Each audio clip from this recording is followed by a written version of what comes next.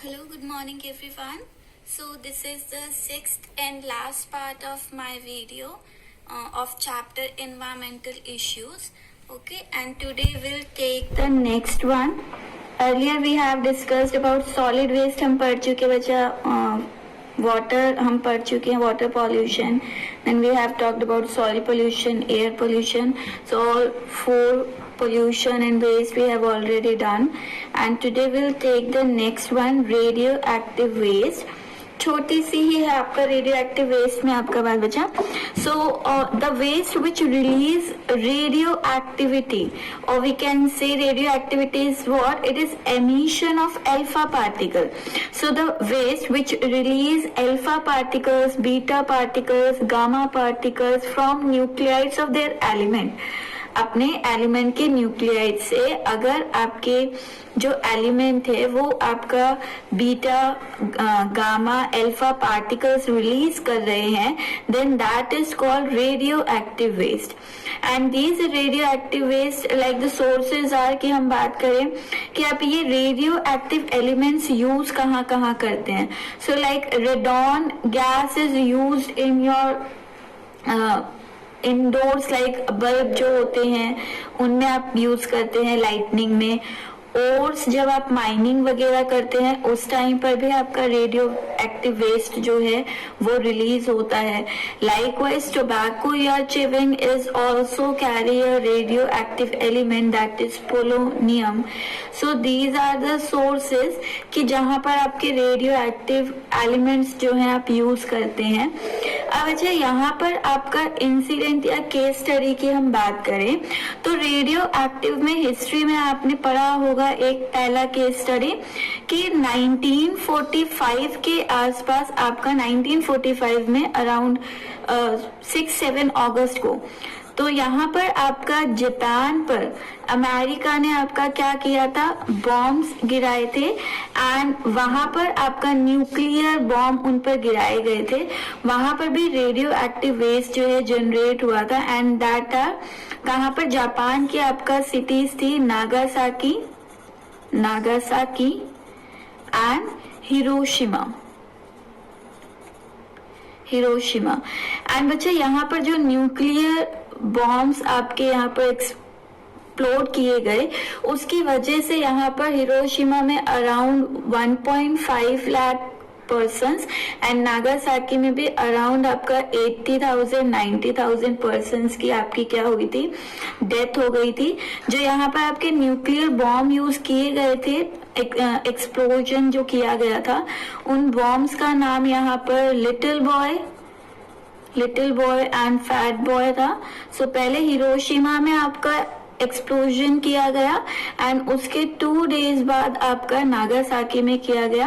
और ये world war 2 के टाइम की बात है, 1945 के आसपास, वर्ल्ड वॉर 2 के आसपास, कि जहां पर आपके सारे कंट्रीज को अपने अंडर करने का काम कर रहे थे. तो वहां पर आपका जापान जो है वो खुद को सरेंडर नहीं कर रहा था. तब उस टाइम पर जापान कंट्री में क्या किया गया था, कि न्यूक्लियर एक्सप्लोजन किया गया था, जिसके बाद जापान ने क्या किया था, क्योंकि यहाँ पर इतना ज्यादा एक्सप्लोजिव था कि हिरोशिमा और नागासाकी की अराउंड हाफ जो पॉपुलेशन है वो यहाँ पर डाई हो गई थी एट द सेम टाइम. और यहाँ पर बहुत सारे लोग जो हैं वो रेडियो एक्टिव रेडिएशन से अफेक्ट हुए थे. एंड आफ्टर दैट यहाँ पर जापान ने खुद को क्या कर दिया था, सरेंडर कर दिया था. Likewise the same incident it occurs in Chernobyl disaster also. यहाँ पर भी बच्चे एक न्यूक्लियर पावर प्लांट था, और न्यूक्लियर पावर प्लांट में अगेन यहाँ पर आपका गैस का न्यूक्लियर पावर प्लांट में आपका रेडियो एक्टिव एलिमेंट का क्या हो गया था, लीकेज हो गया था. और ये लीकेज आपका कहाँ पर हुआ था, परिप्यात यूएसएसआर में है. वहां पर आपका ये न्यूक्लियर पावर प्लांट इस्टेब्लिश था.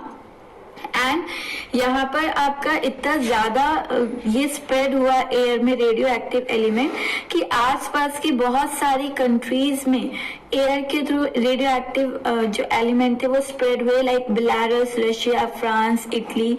तो यहाँ पर आपका हुआ यूएसएसआर में, बट आसपास की सभी कंट्रीज इससे क्या हुई थी, अफेक्ट हुई थी. अगेन यहाँ पर भी बहुत पर्सन्स की डेथ हुई एंड कई सालों तक रेडियो एक्टिव एलिमेंट से क्या अटैक होते रहे, पर्सन्स जो हैं, पीपल जो हैं वो अफेक्ट होते रहे and they went for different kind of disease, उनको मतलब स्किन कैंसर वगैरह अलग अलग तरह के डिजीज हुए और कई सालों तक ट्रीटमेंट आपका चलता रहा।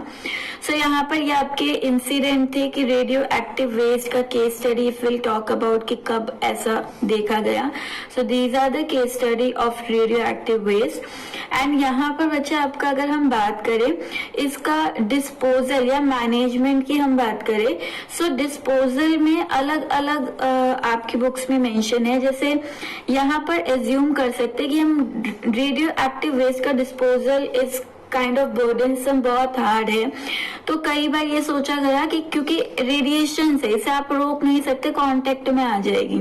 सो हम किस तरह से करें, तो कहीं आपका शुरू में क्या किया गया, ओशियंस जो होते हैं, रेडियो एक्टिव वेस्ट को केन्स में भरा जाता था, केन्स में भरकर ओशियंस में जाते थे और अगर केन्स में भरा हुआ है तो वो ओशियन में फ्लोट करेगा, इसलिए वहां पर क्या करते थे, इन केन्स को ओशियंस में फेंक कर और फिर इन्हें एक्सप्लोड करते थे और उसे धक्के से नीचे भेजा जाता था। बट यहाँ पर यही प्रॉब्लम आई कि ओशियंस में कभी ना कभी वो जो टिन के आपके चेम्बर्स है, कंटेनर्स हैं, वो कंटेनर्स क्या होंगे, कंटेनर्स कोरोड होंगे एंड फिर आपका कहा गया कि शिप से जो इन्हें धक्का दिया जाता है उसकी वजह से भी कंटेनर्स जो है, कंटेनर्स में क्या होगा, लीकेज की भी पॉसिबिलिटी होती है और अगर कोरोड हो रहे, लीक हो रहे, तो वो सारा रेडियो एक्टिव एलिमेंट आपका कहाँ स्प्रेड हो जाएगा, ओशियन में, और ओशियन से इनडायरेक्टली आप तक पहुंच रहा है।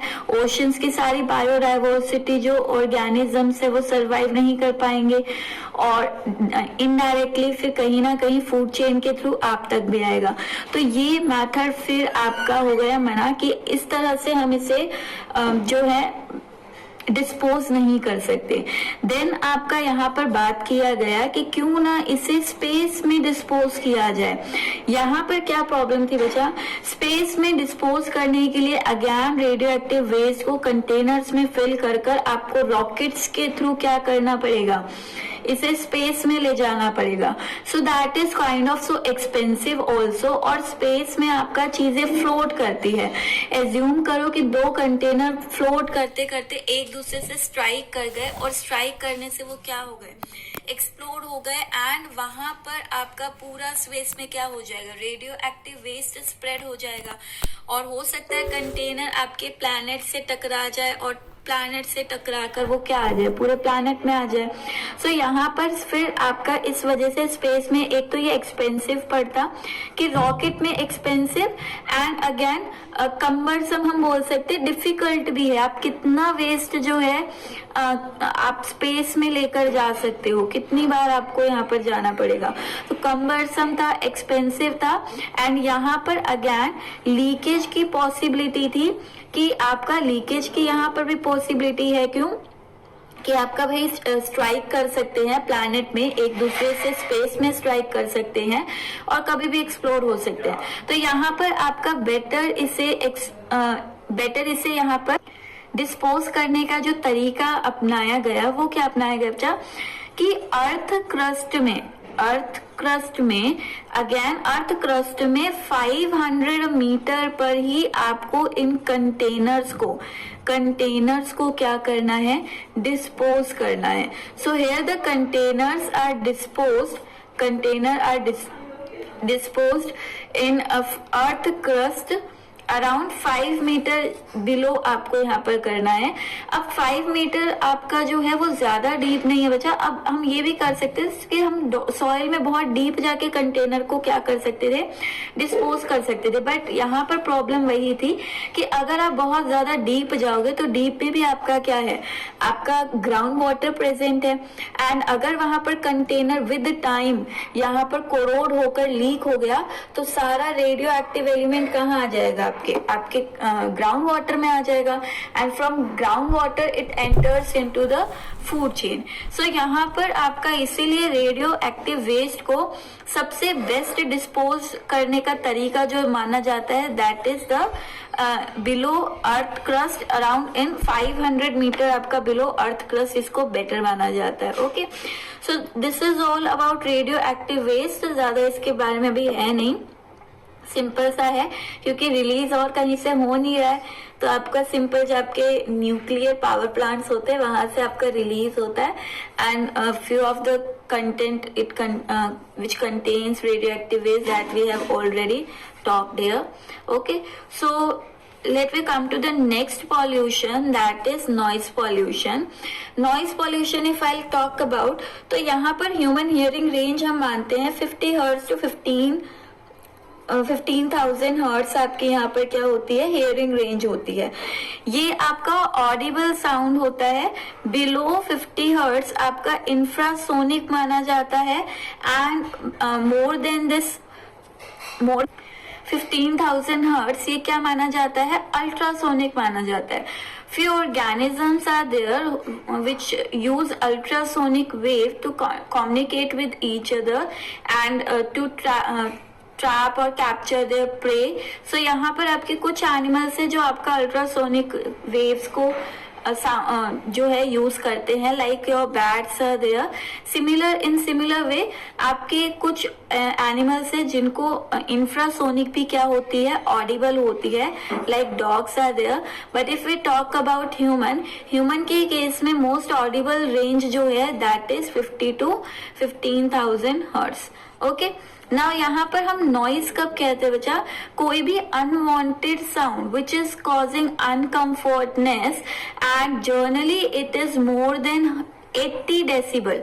साउंड को हम हर्ट्ज में भी आपका बता सकते हैं और डेसिबल यूनिट भी यूज की जाती है।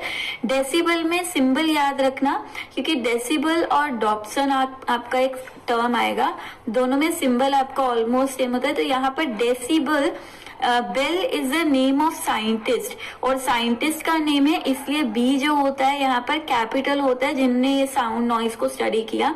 सो Bell is the name of scientist, and यहाँ पर डी हमेशा क्या होगा, स्मॉल होगा। सो तरीका एब्रीवेटेड फॉर्म आपको इसी तरह से याद रखनी, नॉइज में एब्रीवेटेड फॉर्म होती है that is decibel. Okay, so around 80 decibel and above the sound which is unwanted and uncomfortable, that is called your noise, and this noise it affect our health and how ये इतना decibel sound जो है it cause insomnia is what, it is sleeplessness, नींद ना आना, deaf कर सकता है, आपके ईयर ड्रम को डैमेज कर देता है। जैसे 150 डेसिबल साउंड अगर आपके कानों तक जा रहा है तो वो आपकी जो ईयर मेम्ब्रेन है, ईयर ड्रम है, मेम्ब्रेनस फ्लैप होता है और उसमें क्या कर देता है, उसे जो है रप्चर कर देगा, and that will leads to the deafness. तो डीफ हो सकता है। देन यहाँ पर हेडेक, एंजाइटी, स्ट्रेस कॉज हो सकता है। हार्ट, ब्रेन और लिवर अफेक्ट हो सकता है। आपका यहाँ हार्ट बीट इंक्रीज हो सकती है जिसकी वजह से आपका हार्ट बीट के साथ ब्लड वेसल्स कॉन्स्ट्रिक्शन हो सकता है जिसकी वजह से ब्लड प्रेशर जो है वो क्या हो जाएगा, इंक्रीज हो जाएगा। So these are some negative impact of noise. And यहाँ पर अगर हम बात करें तो यहाँ पर नॉइस कंट्रोल के बच्चा यहाँ तरीके हैं, नॉइज को हम कैसे कंट्रोल कर सकते हैं। सो कंट्रोल मेजर्स में हम बात करते हैं, सिंपल चीजें हैं जैसे आप ear plug and year muff का यूज कर सकते हैं। ईयर प्लग्स होते हैं जो आपके कानों के अंदर फिट हो जाते हैं, the one which can fit in our ear canal. Ear canal में जो आपका फिट हो, the one which fit in ear canal. अगर आपके ईयर कैनाल में फिट हो रहा है, ओके, तो वो आपका कहलाता है ईयर प्लग। ईयर मफ क्या होता है, ये एक हार्ड शेल होती है जिसके अंदर आपका सील, मतलब हार्ड शेल है जो कि सील्ड होती है, और यहाँ पर या फिर हम कह सकते हैं कि प्लास्टिक फोम होता है जो कि साउंड को एब्जॉर्ब करने का काम करता है, और ये कानों के ऊपर लगाया जाता है। ये फिट नहीं हो रहा है अंदर, इसे ऊपर लगाया जाता है। So we can use ear plug और ear muff to avoid the noise pollution. Okay, यहाँ पर आपके डेसिबल मीटर्स होते हैं जिन्हें आप अपने एरिया में क्या कर सकते हैं, लगवा सकते हैं, जिससे कि आपको एरिया में जो एरिया में लगा सकते हैं, या व्हीकल्स वगैरह में आपका यहाँ पर चेक करने के लिए यूज किया जाता है कि आपका यहाँ पर जो नॉइज पोल्यूशन है वो कोई क्रिएट ना करे। देन आपका यहाँ पर आप इम्प्लीमेंट कर सकते हैं कुछ लॉज को। तो यहाँ नॉइज पोल्यूशन को कंट्रोल करने के लिए कुछ लॉज हैं, उसको अपने एरिया में, ऑल्दो लॉज है हर जगह इम्प्लीमेंटेड होते हैं, तो इन लॉज को आपको फॉलो करना होता है। और इन लॉज के अकॉर्डिंग आपके डिफरेंट तरह के एरिया होते हैं, जैसे साइलेंट जोन है और हॉर्न फ्री जोन है। साइलेंट जोन और हॉर्न फ्री जोन के अंदर आपका डे टाइम में आपका जो ऑडिबल डे टाइम में जो आपका साउंड की फ्रीक्वेंसी है, या फिर हम कहें वो 50 डेसिबल से ऊपर नहीं होना चाहिए, और नाइट के टाइम पर 40 डेसिबल से ऊपर नहीं होना चाहिए। इसी तरह ये जो साइलेंट जोन और हॉर्न फ्री जोन होते हैं, ये जनरली आपके हॉस्पिटल्स हम कहते हैं या स्कूल्स होते हैं जहां पर डिस्टरबेंस अलाउ नहीं है। अगर इससे ज्यादा कोई वहां पर साउंड कर रहा है तो वहां पर हम लॉस को यूज कर उन पर केस इंप्लीमेंट कर सकते हैं। तो साइलेंट जोन में आपके हॉस्पिटल, स्कूल्स, इस तरह के जगह आती हैं। देन आपके रेजिडेंशियल एरिया होते हैं, वहां पर भी लॉस के अकॉर्डिंग आपका डे टाइम पर 55 डेसिबल एंड नाइट टाइम पर 45 डेसिबल, इससे ऊपर साउंड कोई भी आपका स्पीकर वगैरह, डीजे वगैरह यूज नहीं कर सकता है। इसी तरह कमर्शियल जो इंडस्ट्रीज होती है वहां पर भी जो कंट्रोल लॉज है उसके अकॉर्डिंग आप जितना साउंड यूज कर सकते हो वो 65 decibel during the day time और 55 decibel during the night time. तो यहाँ पर आपको इन लॉज को फॉलो करना होता है। देन यहाँ पर कुछ एकॉस्टिक जोन भी होते हैं। एकॉस्टिक जोन जहाँ पर आपका साउंड प्रोड्यूस करना क्या होता है, बिल्कुल रिस्ट्रिक्टेड होता है, आपको वहाँ अलाउ नहीं होता, या फिर एकॉस्टिक जोन हम कह सकते हैं साउंड प्रूफ जोन भी आप फॉर्म कर सकते हैं। ओके, देन यहाँ पर green muffler, green belt vegetation जो है वो आप यूज कर सकते हैं। ग्रीन मफलर में हम बात करते हैं कि आप ज्यादा से ज्यादा क्या लगाएं, ज्यादा से ज्यादा प्लांटेशन करें, क्योंकि प्लांट्स जो होता है वो भी साउंड की फ्रिक्वेंसी को क्या करता है, एब्सॉर्ब करने का काम करता है। तो green muffler, green belt vegetation जो है वो आप क्या कर सकते हैं, यहाँ पर यूज कर सकते हैं। So these are some of the control measure कि आप अपने आसपास साउंड को किस तरह से कंट्रोल लेवल पर जो है वो यूज कर सकते हैं। ओके, ना बच्चा, last topic I am sharing here is the greenhouse effect. और आप सभी ने पढ़ा हुआ है लोअर क्लासेस में, green house effect it comes from the idea of green house. Green house के आइडिया से ये लिया गया है। और ये ग्रीन हाउस होते क्या है, ग्रीन हाउस सिंपली अगर हम बात करें तो ग्लास वेयर होते हैं, यानी कि ग्लास के चेम्बर्स होते हैं जिन्हें आपका हिली एरियाज में क्या किया जाता है, इनमें क्रॉप प्रोडक्शन के लिए फॉर्म किया जाता है। अब यहाँ पर ऐसे क्या स्पेशलिटी होती है बच्चा, अगर हम बात करें हिली एरियाज में, if we talk about hilly area, तो हिली एरिया में क्या होता है, विंटर्स के टाइम पर टेम्परेचर जो होता है that is low. Okay, and यहाँ पर लो टेम्परेचर है तो क्रॉप जो है वो जनरली ग्रो नहीं करती, क्योंकि they are not capable to do the photosynthesis. So यहाँ पर आपके इस तरह के ग्रीन हाउस फॉर्म किए जाते हैं, that are form by using the glass chamber, which simply can say that glassware होते हैं। यहाँ पर क्या होता है, ग्लास से आपका कभी भी थोड़ी बहुत जो सनलाइट, क्योंकि विंटर्स का टाइम है, ज्यादा सनलाइट यहाँ पर होती नहीं, तो जो भी थोड़ी बहुत सनलाइट है वो सनलाइट यहाँ पर क्या होती है, ट्रैप होती है। अब सनलाइट यहाँ पर ट्रैप होगी तो बच्चा वो सनलाइट अंदर ही रिफ्लेक्ट होती रहती है, क्योंकि ये सनलाइट एब्जॉर्ब तो हो जाती है बट ये इससे बट ये ग्लासवेयर से रिफ्लेक्ट बैक नहीं होती, तो अंदर ही एब्जॉर्ब रहेगी। सनलाइट एब्जॉर्ब हो गई। अब सनलाइट एब्जॉर्ब हुई तो अंदर का जो कंडीशन है, टेम्परेचर है, वो क्या होगा, वार्म अप होगा। तो यहाँ पर टेम्परेचर क्या होने लगता है, क्योंकि सनलाइट अंदर ही अंदर रिफ्लेक्ट हो रही है, तो अंदर के टेम्परेचर को क्या कर देती है, वार्म कर देती है। तो टेम्परेचर यहाँ पर क्या हो गया, वार्म। और टेम्परेचर वार्म होते ही यहाँ पर क्रोप जो है वो नॉर्मली फोटोसिंथेसिस का प्रोसेस हेल्प कर सकते हैं और ग्रो कर सकते हैं। तो ये ग्रीन हाउसेज आपके यूज किए जाते थे हिली एरिया में। अब इसी से आपका यहाँ पर आइडिया है green house effect. Green house effect क्या है, ग्रीन हाउस इफेक्ट यहाँ पर बच्चा आपके कुछ गैसेस होती हैं which are showing same the greenhouse effect, कि हमारा ये जो अर्थ सरफेस है हमारा, this is the earth and earth का यहाँ पर क्या है, अर्थ एटमॉस्फेयर है। सो अर्थ एटमॉस्फेयर पे भी सेम आपके यहाँ पर क्या होती है, कुछ ग्रीन हाउस गैसेस होती हैं। एंड गैसेस जितना ज्यादा गैस होंगी, गैसेस का काम होता है यहाँ पर लॉन्ग वेवलेंथ जो होती है सन की लॉन्ग वेवलेंथ की रेडिएशंस को क्या करना, लॉन्ग वेवलेंथ की रेडिएशंस को एब्जॉर्ब करना। तो यहाँ पर अर्थ भी क्या करती है, रेडिएशंस को एब्जॉर्ब करती है, जिसमें से कुछ अमाउंट में एब्जॉर्ब हो जाती है, कुछ आपका सरफेस से टकराकर दोबारा से क्या चली जाती है, रिफ्लेक्ट बैक हो जाती है।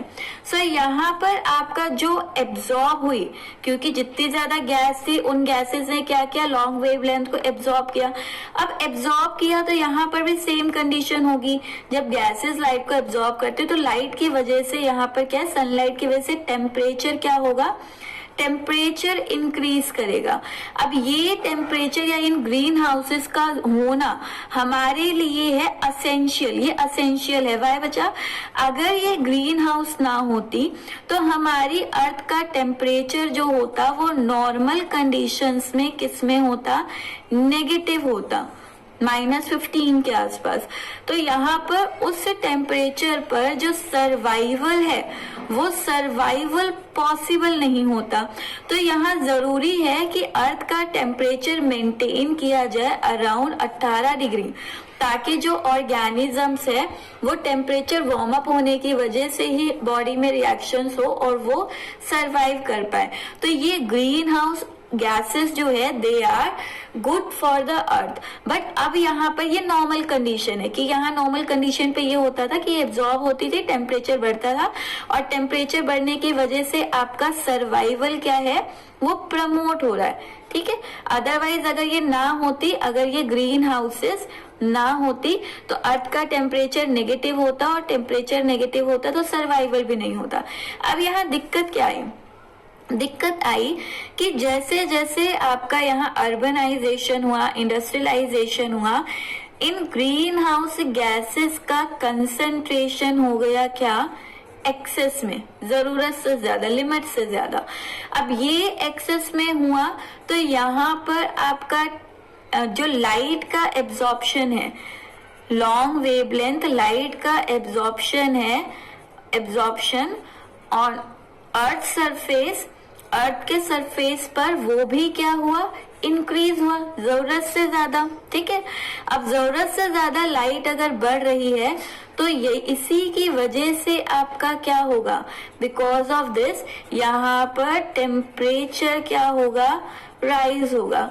टेम्परेचर यहाँ पर राइज हुआ तो यहाँ पर आपका ज्यादा टेम्परेचर होने की वजह से आइस कैप्स हम कहें या फिर हम कहें ग्लेशियर्स जो है, बिकॉज वी नो कि अर्थ जो है वो एक ब्लू प्लैनेट है एंड यहाँ पर मोस्ट ऑफ द वाटर जो है वो फ्रोजन फॉर्म में है, यानी ग्लेशियर्स की फॉर्म में है। तो यहाँ पर ग्लेशियर्स क्या हुई, ग्लेशियर्स ने मेल्ट होना शुरू कर दिया। अब ग्लेशियर्स मेल्ट होगी तो सी लेवल जो है, वाटर का जो लेवल है, सी लेवल, वो भी क्या करेगा, इंक्रीज करेगा। And if sea level increase करेगा तो यहाँ पर फ्लड के चांसेस भी क्या होंगे, इंक्रीज होंगे। फ्लड हो रहा है तो यहाँ पर बच्चा बायोडाइवर्सिटी क्या हो जाएगा, बायोडाइवर्सिटी इंक्रीज, यानी कि ऑर्गेनिजम्स की क्या होगी, डेथ होगी। तो इस तरह से आपका ये ग्रीन हाउस गैसेस अगर कंसंट्रेशन से ज्यादा है, जो कि अब हो रहा है, तो यहाँ पर आपका ये सारे नेगेटिव इम्पैक्ट आते हैं और अर्थ का टेम्परेचर राइज होना, इसी को हम यहाँ पर नाम देते हैं global warming. Globe is the term we are using for earth और वार्मिंग की वो गर्म होती जा रही है। Okay, so this is the all negative impact of increasing greenhouse gases. अब यहाँ पर हम बात कर लेते हैं कि यहाँ पर ग्रीन हाउस क्या है, that I have told you here. Greenhouse effect हमने यहाँ पर बात की। ग्रीन हाउस इफेक्ट क्या है, यहाँ पर आपका एक्सेसिव लाइट एब्जॉर्प्शन की वजह से अर्थ सरफेस का टेम्परेचर एनहांस होना ही आपका क्या है, ग्रीन हाउस इफेक्ट है। अब यहाँ पर ग्रीन हाउस गैसेस में इंक्लूडेड कौन कौन सी है, तो सबसे ज्यादा जो आपका एमिट होती है, दैट इज सबसे ज्यादा एमिशन होता है कार्बन डाइऑक्साइड का। तो ये है जो सबसे ज्यादा कंसेंट्रेशन में है, हाई कंसेंट्रेशन में है। Then CFCs, chlorofluorocarbon, methane, oxides of nitrogen and hydrocarbon. These all are your greenhouse gases. Along with this, आपका नीट में क्वेश्चन आया था और इंटरेस्टिंग था, यहाँ पर ऑप्शन में था वाटर वेपर। अच्छा, वाटर जो है वो ग्रीन हाउस गैस नहीं है, लेकिन अगर आए वाटर वेपर तो yes, water vapour also act as greenhouse gas. So यहाँ पर इसे ध्यान रखना, ये ऑप्शन लिख लें, वाटर वेपर भी kind of greenhouse gas है। ओके, अब यहाँ पर आपका एक और क्वेश्चन कि वो ग्रीन हाउस गैस जो कि ओजोन का मैक्सिमम डिप्लीशन कर रही है, तो क्लोरोफ्लोरोकार्बन है जो कि बहुत कम कंसंट्रेशन में है, बट ये आपका सबसे ज्यादा ओजोन को डिप्लीट करती है। Okay, now the effect we are already talked about some of them, कि यहाँ पर ग्रीन हाउस इफेक्ट का नेगेटिव इम्पैक्ट क्या है। तो अभी हमने बात की कि यहाँ पर आपका क्या होगा, अर्थ का टेम्परेचर वार्म अप होगा, टेम्परेचर इंक्रीज होगा, जिसे हम क्या कह रहे हैं, ग्लोबल वार्मिंग। ग्लोबल वार्मिंग की वजह से सी लेवल इंक्रीज होगा। क्यों? क्योंकि यहाँ पर आइस कैप्स क्या हो रही है, मेल्ट हो रही है। अब इसी की वजह से यहाँ पर क्या हो रहा है, ग्लोबल हाउस की वजह से ही ओजोन डिप्लीशन भी हो रहा है। तो ओजोन डिप्लीशन, क्योंकि क्लोरोफ्लोरोकार्बन भी प्रोड्यूस हो रही है और ये क्या करेंगे, ओजोन होल क्रिएट करेगी। ओजोन होल और ओजोन डिप्लीशन होता क्या है, it is simply thinning of ozone layer. Ozone layer की थिनिंग हो जाना ही क्या है, होल है। होल ऐसा कोई छेद नहीं है वहां पर, ओजोन धीरे धीरे वहां पर क्या होती गई, थिन होती गई। तो उस थिनिंग को ही हम ओजोन होल कह रहे हैं, जो कि आपके अंटार्कटिका वगैरह पर ज्यादा दिखती है। कूल एरिया है वहां पर, ठंडा एरिया है, तो क्यों दिखती है अभी हम बात करेंगे। तो यहाँ पर क्या हो रहा है, increase in size of ozone hole as warming compensate by cooling in troposphere shrink atmosphere, कि यहाँ पर जैसे जैसे ओजोन होल जो है वो इंक्रीज हो रहा है। और ये क्यों हो रहा है, क्योंकि यहाँ पर वार्मिंग होती जा रही है, गर्म हवा आ रही है। और वो गर्म हवा कैसे आती है बच्चा, वो हम अभी बात करेंगे कि जो ट्रोपोस्फेयर होता है वो वहां कूल होता है, तो वहां गर्म हवाएं कैसे पहुंचती है, जिसकी वजह से एटमोस्फेयर श्रिंक होता है। सिंपली हम इफेक्ट की बात करते हैं तो ओजोन होल आप कह सकते हो, ये भी एक नेगेटिव इम्पैक्ट है। Then El Nino effect is there. El Nino is also the odd climatic changes due to change in pattern of air mass movement, कि जो एयर आपका मूव करती है आपके ग्लोब में, तो वो आपका किस तरह से ऑड क्लाइमेटिक चेंज ला रही है इस ग्रीन हाउस इफेक्ट की वजह से, उसी को हम एल नीनो इफेक्ट कहते हैं। La Nina, El Nino effect, may be you have heard in that social studies also. And I explain it. El Nino effect है क्या, जैसे आपका नॉर्मल कंडीशन में आपका मॉनसून आता है, ठीक है, हर साल आता है, बट यहाँ पर आपका 6-7 सालों में ऐसा होता है कि 6-7 सालों में हमारी कंट्री में मॉनसून जो है वो नहीं आया और ड्रॉट की कंडीशन आ जाती है, या फिर कई कंट्रीज में मॉनसून जरूरत से ज्यादा आ गया और फ्लड की कंडीशन आ जाती है। तो ये जो और क्लाइमेटिक चेंज हो रहा है, ड्रॉट आ जाना, सूखा पड़ जाना, बाढ़ आ जाना, यही और क्लाइमेटिक चेंज जो है वो आपका एल नीनो या ला नीनो इफेक्ट कहलाता है। अभी है क्या, मैं थोड़ा सा आपको बताऊंगी, although you have studied in your social studies also, आपने पढ़ा होगा। तो यहाँ पर I have shown some continent, North America है, साउथ अमेरिका है, ये छोटा सा आपका ऑस्ट्रेलिया होता है, this complete is an Asian continent, okay, और ये आपका अफ्रीका हो जाएगा। सो यहाँ पर ये आपके कॉन्टिनेंट्स है। अब यहाँ क्या है, इन कॉन्टिनेंट्स के बीच में आपका ओशियन प्रेजेंट होता है, पैसिफिक ओशियन, ओके। ये पैसिफिक ओशियन में बच्चा क्या है कि ये इक्वेटर पे प्रेजेंट है, ये सारे कॉन्टिनेंट कहाँ है, इक्वेटर पे। अब इक्वेटर पे हमें पता है, इक्वेटर पे सनलाइट आपका मैक्सिमम होता है। अगर हम ग्लोब की बात करें तो हम कहते हैं पोल्स जो होते हैं वो ठंडे हैं, जबकि इक्वेटर जो होता है वो क्या होता है, गर्म होता है। क्यों? क्योंकि आपका पैटर्न ऐसा है कि अर्थ जो रोटेट करती है अपने एक्सिस पर, अर्थ की जो रोटेशन है अपने एक्सिस पर, और अर्थ जो है अपने ही ऑर्बिट में खुद भी रिवॉल्व कर रही है और एक्सिस पर भी रोटेशन कर रही है। तो यहाँ पर रिवॉल्यूशन और रोटेशन इस तरह का है कि जो सन है वो इक्वेटर पर आपका उसकी रेडिएशन ज्यादा पड़ती, जबकि पोल्स पर जो रेडिएशन है, सनलाइट है, वो कम पड़ती। इसलिए पोल्स आपके कूलर रीजन होते हैं एंड इक्वेटर आपका जो होता है वो वार्म होता है। So these all continents they came in equator, ये इक्वेटर पे आते हैं बच्चा। और यहाँ पर क्या होता है, जब लाइट पड़ेगी तो ये जो पैसिफिक ओशियन है, पैसिफिक ओशियन का वाटर क्या होगा, वाटर वार्म होगा। और जब वाटर वार्म होता है, गर्म होता है, तो वाटर के आसपास की जो एयर होगी, वाटर वार्म हुआ तो यहाँ की एयर जो होगी वो भी वार्म होगी। अब एयर जब वार्म होती है तो वो हल्की होकर क्या होती है, ऊपर उठती है। तो यहाँ से एयर जो है वो ऊपर उठी, ठीक है, ऊपर उठी। और यहाँ पर आपका क्या चलता है, यहाँ पर विंड आपकी बहुत तेजी से ब्लो करती है। तो जैसे गर्म हवाएं ऊपर उठी, यहाँ पर आपका विंड ट्रेड आता है कि तेजी से आपकी हवाएं चल रही होती ईस्ट से वेस्ट की तरफ, और वो हवाएं जो है यहाँ पर इस वार्म वाटर को, या फिर हम कहे वार्म एयर करंट को, कहा, क्योंकि वार्म वाटर सरफेस पे गर्म हुआ है, लाइट पड़ रही है तो सरफेस गर्म हुआ है, नीचे वाला भी वाटर ठंडा ही है।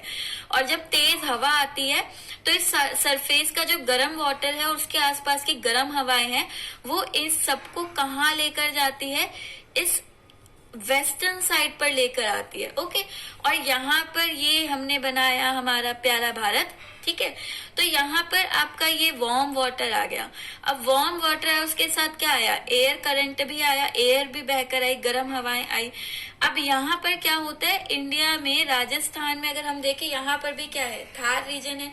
तो यहाँ पर बच्चा आपका गर्म हवाएं आई, फिर कन्वेंशन से, अगेन कन्वेंशन क्या होता है, गर्म हवाएं ऊपर उठना, कन्वेंशन से ये हवाएं ऊपर उठती है, और ऊपर उठती है तब ये इंडिया में एंटर करती है साउथ से और नॉर्थ की तरफ जाती है। हम यही कहते हैं मॉनसून साउथ से हमेशा कहाँ आएगा, नॉर्थ की तरफ, ठीक है। तो यहाँ साउथ से उठी गर्म हवा उठी और यहाँ नॉर्थ की तरफ आई, लेह लद्दाख में आपका कोल्ड डेजर्ट होता है तो वहां की तरफ आपकी ब्लो करती है। और फिर ये आपकी वेस्ट हवा जो है, जो वेस्टर्न साइड पर आपका एयर करंट आया, ये आपका देन गर्म हवाएं ईस्टर्न साइड पर, गर्म हवाएं यहाँ सारी आ गई है। तो ईस्टर्न रीजन में अब क्या है, एयर प्रेशर अगर हम देखें तो यहाँ पर आपका एयर हमेशा हाई प्रेशर से लो की तरफ मूव करती है। तो पहले यहाँ पर ठंडा पानी था, यहाँ गर्म पानी था, गर्म पानी से हवाएं गर्म हुई तो यहाँ पर प्रेशर आपका क्या है, ऊपर उठी, वो लो प्रेशर की हो गई है। तो यहाँ लो प्रेशर जनरेट हुआ, अब यहाँ हाई है, तो यहाँ हाई से वो दोबारा कहाँ जाएगा, ईस्ट की तरफ जाएगा, ठीक है। लो हाई प्रेशर सिंपल सा आपका अंडरस्टैंडिंग है बच्चा। जब हवा हल्की हो जाती है तो वो ऊपर उठ जाएगी और हवा यहाँ से निकल कर आई तो यहाँ पर आपका लो प्रेशर बन गया, क्योंकि सारी हवा यहाँ आ गई है। तो यहाँ अब हाई प्रेशर है। अब यहाँ लो प्रेशर है तो हवा हाई प्रेशर से कहाँ मूव करेंगी? लो प्रेशर की तरफ। यानी अब ये दोबारा वेस्ट से हवा कहाँ मूव करेगी? ईस्ट की तरफ। ठीक है, अब ईस्ट की तरफ आपका यहाँ पर क्या होता है कि यहाँ पर आपकी हवाएं जो होती हैं उनमें नमी नहीं होती, तो यहाँ पर सारा मॉइस्चर कंटेंट यूज हो जाता है और यहाँ की हवाएं क्या हो जाती है फिर ड्राई, और ड्राई होके ठंडी होके वो नीचे आ जाती है। तो यहाँ पर इस तरह से आपका एयर का पैटर्न चलता रहता है और इस तरह से नॉर्मल कंडीशन में मॉनसून आता है, जिसे हम वॉकर इफेक्ट या वॉकर कंडीशन भी कहते हैं, या फिर हम इसे न्यूट्रल कंडीशन भी कहते हैं कि नॉर्मल आपका जो एयर पैटर्न चल रहा है मॉनसून का। अब यहाँ एल नीनो इफेक्ट क्या है? एल नीनो इफेक्ट में कुछ उल्टा होता है। क्या उल्टा होता है कि यहाँ पर आपका जो वाटर था, अगेन ये वाटर वार्म हुआ क्योंकि लाइट पड़ रही थी, लेकिन अब ये गर्म पानी, पहले तो ये गर्म पानी तेज हवाओं के साथ, विंड के साथ ये गर्म पानी आगे चला गया था। ठीक है, आगे मूव कर गया था, लेकिन आपका यहाँ पर ट्रेड विंड्स जो होते हैं वो कई बार स्लो होती है।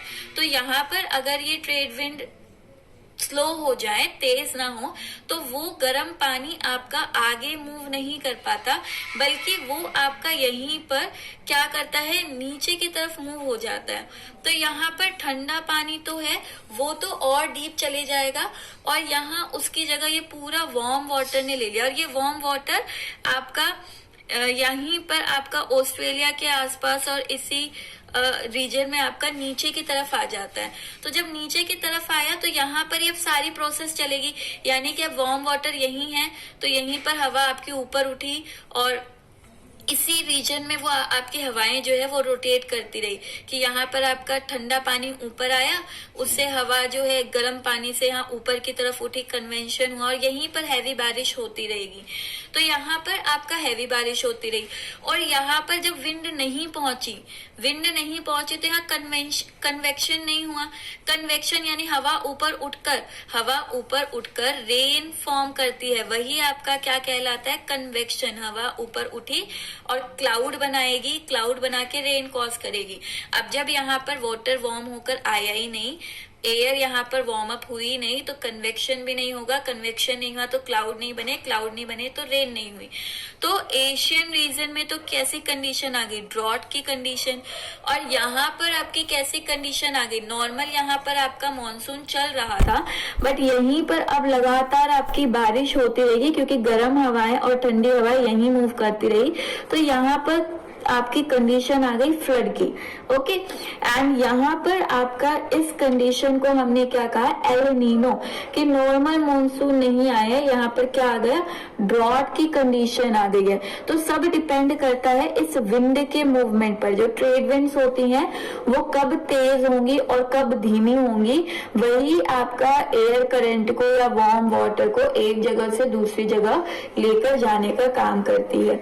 तो यहाँ पर this is all about your El Nino effect. Okay, so ये आपका नेगेटिव इम्पैक्ट होता है। आपको इतना डीप स्टडी नहीं करना है, एसएस में आपने समझा होगा चलो लोअर क्लास में। You have to just remember this thing. और क्लाइमेटिक कंडीशन जो आती है, जैसे कि आपका ड्रॉट या फ्लड है आफ्टर फ्यू इयर्स, 5-6 सालों में, तो वो आपका इस एयर मास मूवमेंट की वजह से ही था। एयर मास जो मूवमेंट हुआ इसकी वजह से ही था, और ये एयर मास मूवमेंट की वजह से ही आपका ओजोन होल भी होता है। कि यहाँ अंटार्कटिका वगैरह जो होता है वो ठंडे इलाके हैं बच्चा, तो सारी जो गर्म हवा ऊपर उठती है वो सारे ठंडे रीजन में वो वहां पर मूव करती है ना। गर्म हवा उठेगी और वो कहाँ पर जाएगी, ठंडे रीजन की तरफ जाएगी, तो वो आपके अंटार्कटिका पर जाते हैं। और उस हवा में क्या है, सारा ग्रीन हाउस गैसेज है, तो उस हवा के साथ आपका एक वॉर्टेक्स बनता है। वॉर्टेक्स होता है कि हवाएं बहुत तेजी से जा रही है, तो गर्म हवाएं उठकर यहाँ से आपका कहाँ पर, पोल की तरफ बहुत तेजी से जाती हैं और वहां पर वॉर्टेक्स क्रिएट करती है, यानी कि मास ऑफ एयर की एयर जो है वो बहुत ज्यादा हो, एंड मास ऑफ एयर में वॉर्टेक्स में क्या होता है, आपकी ग्रीन हाउस गैसेस बहुत ज्यादा होती है, और यही रीजन है कि आपका अंटार्कटिका पे आपका ओजोन होल या ओजोन डिप्लीशन बाकी जगह से आपका ज्यादा हो रहा है, क्योंकि अंटार्कटिका पोल पर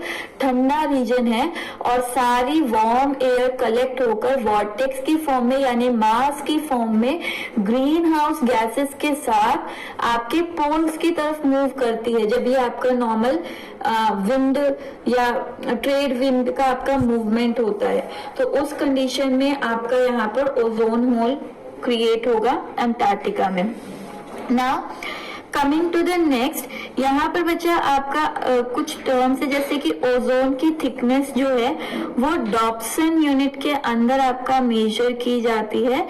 अब यहाँ पर आपका डॉप्सन यूनिट को जो है हम डी बी करते हैं, उसके अपोजिट है, वहां बेल साइंटिस्ट से तो वो कैपिटल था, यहाँ डॉप्सन को आपका डी बी लिखा जाता है। अच्छा, यहाँ मैंने आपका I have mentioned reactions here that how ozone get depleted from CFC।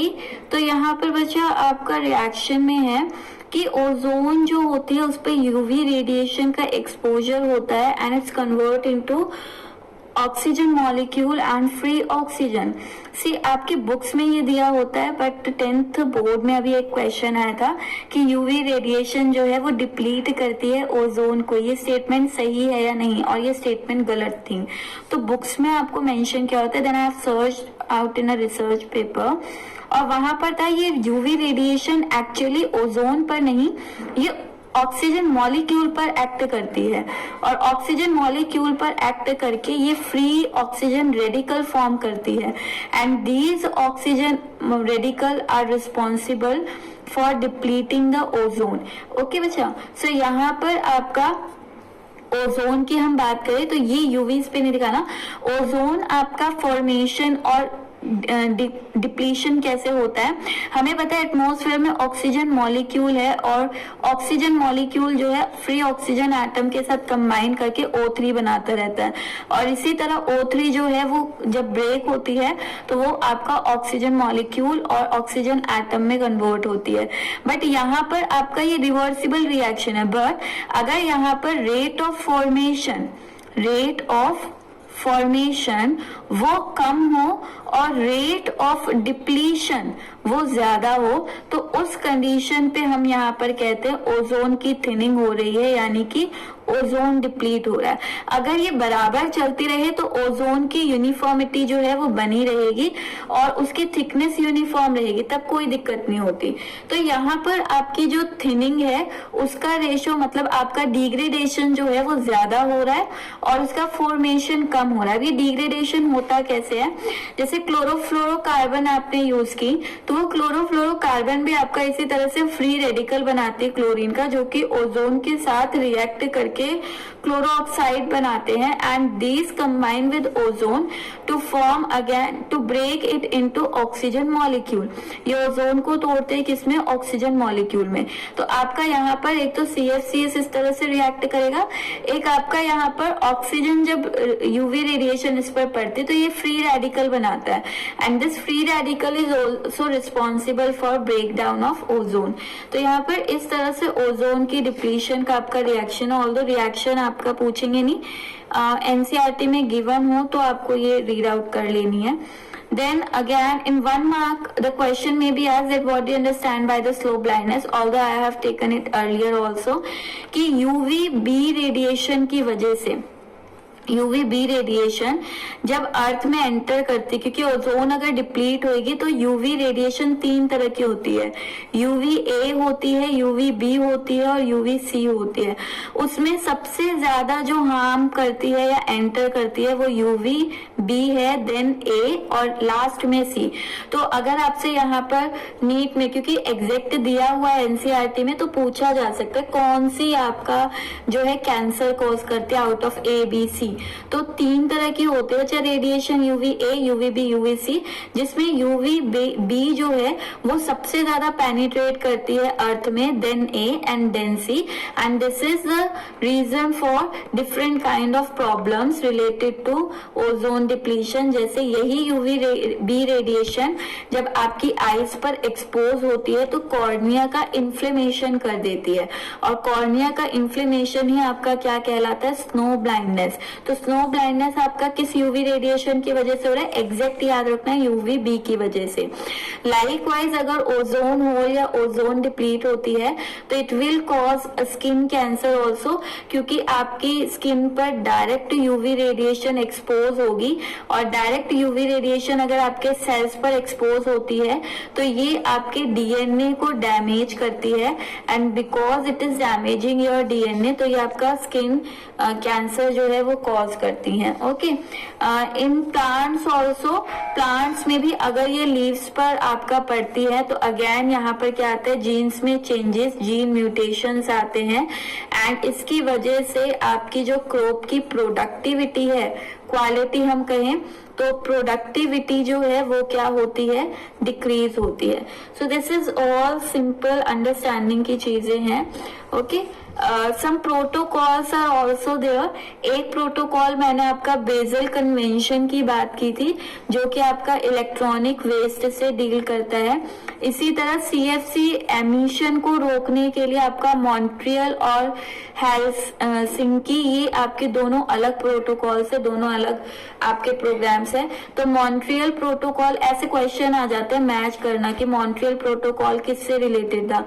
Montreal protocol में CFC एमिशन को लिमिट करने के लिए, CFC एमिशन लिमिट करने के लिए कि कितना इंडस्ट्री जो है वो CFC रिलीज कर सकती है, तो उसके को लिमिट करने के लिए मॉन्ट्रियल प्रोटोकॉल और हेलसिंकी प्रोटोकॉल जो है वो चलाए गए, मतलब रखी गई, मीटिंग्स हुई।